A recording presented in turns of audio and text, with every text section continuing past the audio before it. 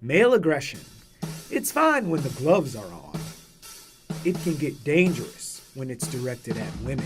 This week on Going In, we're looking for an antidote to toxic masculinity.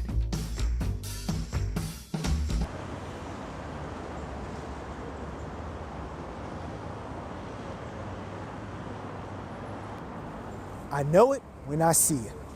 In 1964, when Associate Supreme Court Justice Potter Stewart wrote those words as part of his opinion on an obscenity case, he was trying to get at a universal definition of pornography. Nearly half a century later, we're grappling with behavior that also defies a universal definition, but some would argue is easy to spot on sight: toxic masculinity.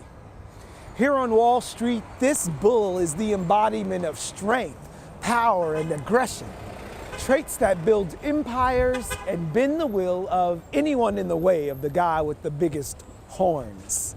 And you might be saying, damn right, what's wrong with that? This is when I'm gonna ask you to pause for a second before you start throwing bombs about men being men or flogging toxic femininity, whatever that is. Toxic masculinity is not something some angry East Coast feminists made up to make men feel inferior. It's a global scourge.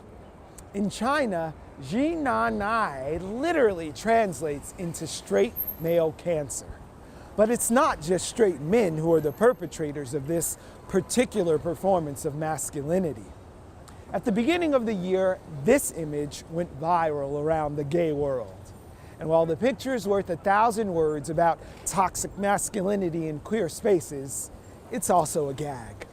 A tongue-in-cheek critique created by a few gays in the nightlife industry.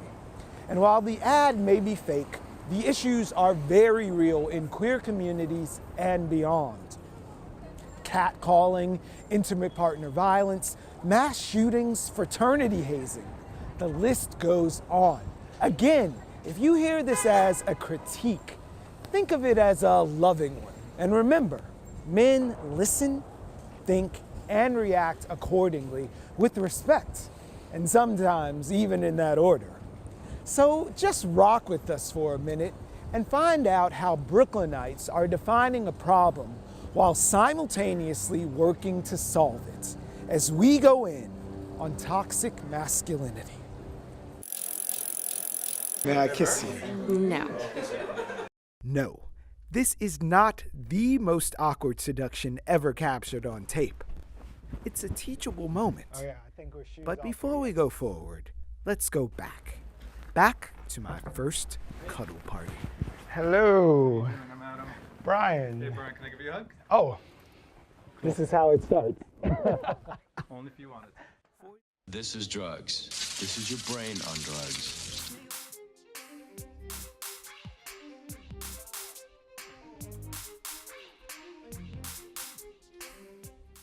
If ever there were a tale of two cities, this past weekend's headlines made it very clear. There's at least 6 of them in front of my house right now. 2 of them are lying in the street, the rest are zombies. That's from Judy, a woman who lives a block away from Myrtle and Broadway, where 15 people overdosed on K2 Saturday. By Monday, 49 more had overdosed in North Brooklyn. The very same week, our DA announced a plan to end prosecution for low-level marijuana possession, and Mayor de Blasio readied the city for what he sees as the inevitable, creating a task force to prepare the city for the outright legalization of cannabis, including telling the NYPD to stop arresting New Yorkers for smoking pot in public. In a city where you're 8 times more likely to be arrested for low-level marijuana charges if you happen to be Black or Latino, and on top of that, priced out of quality health care, there's no denying that the lived experience of the war on drugs in under-resourced, over-policed communities. We are in a moment right now. A moment of momentum where ending a 40-year-old drug war is right ahead of us. So, tonight we hope to chart that path with our partners, Drug Policy Alliance and the Marshall Project. with our esteemed group of panelists, and most importantly with you, our community. Welcome all to this Brick TV Be Heard Town Hall, Who's War on Drugs? I don't know if he's quite a teenager, but his question is valid. My name is Xavier, and I come from a place called Ceflo, and my building in Glenmore, there's a lot of like drug violence and gun violence, and it happens every day. Like you can hear it happening, and you know when I go out, see a lot of people, you know, doing drugs and stuff, and I was just saying like, we can fix this problem if we legalize marijuana, then some of the problems that we have would be fixed. Like, people wouldn't have to smoke in the hallways. That's right. Because smoking is bad for children, for their lungs. So people wouldn't have to smoke in hallways. They could have a place to smoke. And so, yeah. Even the baby knows. Even the baby knows. It's like, I'm not making shit up. You gotta hire him. Steal my job, get out of here. So when we are crafting these things and looking at how resources could be brought back and redistributed into the communities, where are the community voices at the table, and how do the voices get heard to say, this is what we want? We're not calling about marijuana being a problem, we're calling about the problems being a problem. Where do those resources go? Coming to you from Brick House in downtown Brooklyn, this is 112BK.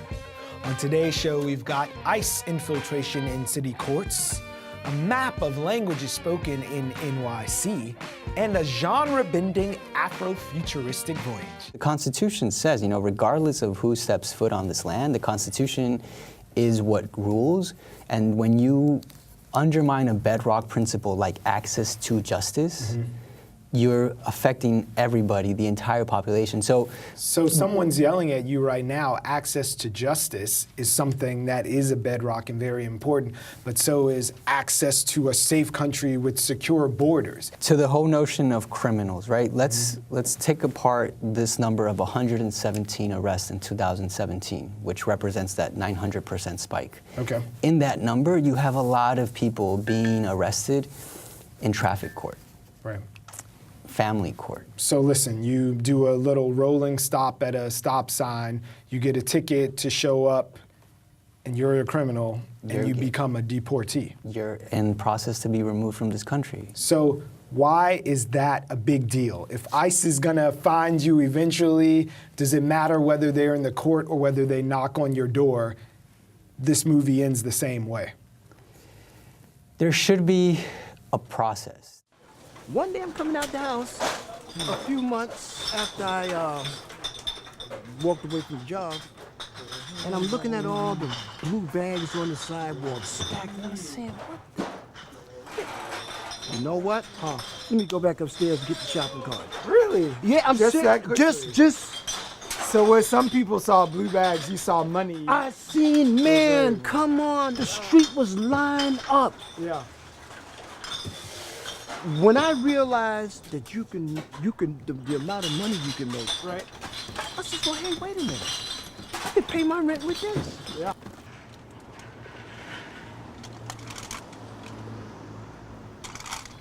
A basement apartment on the south side of Chicago, where a mother of four waits nervously for her husband to come home from his second shift job at a factory. Door opens, kisses exchanged, a can of Schlitz, and a confession. She lost her grocery store cashier job that afternoon. Then a laugh of disbelief, followed by a groan. He'd just been laid off that very night.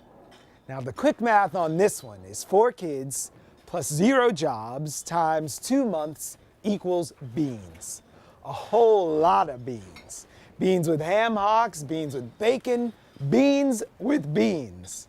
Beans are the reason I'm here today, because that's how my grandparents kept my mom, her brothers, and her little sister fed through the lean time. That was 1960. And nearly 60 years later, things are still pretty lean for the 43.1 million Americans living in poverty. The median household income in the United States for 2016 was $59,039. That's nearly $34,000 more than the $25,100 poverty threshold for a family of four. Many of those families fall into another category. They are the working poor. From the doctors who diagnose and heal to the canners who collect and redeem, work matters, and so do the people who perform it. But can we make an impact beyond making a living and find balance while climbing the ladder, all the while competing against the robots who would make us obsolete? As work evolves, so should our conversation around it. Minimum wage to guaranteed minimum income, the gig economy, permalance, bartering, equal pay for equal work. So let's go in on how some of us are navigating another day, another dollar.